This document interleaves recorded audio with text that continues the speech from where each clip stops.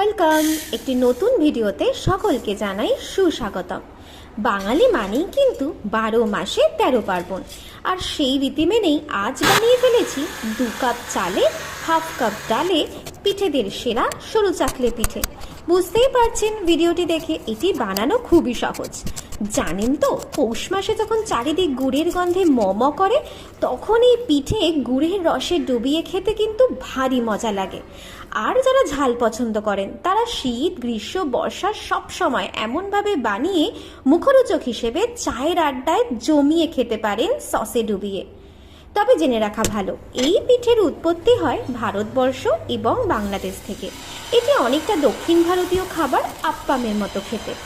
যাই বলুন না কেন, ঝাল সস অথবা গুড়ের রস, সরু চাকলে পিঠে কিন্তু আমাদের বাঙালির বস। আজ এইটুকুই, আবার কথা হবে আরও একটি নতুন ভিডিওতে।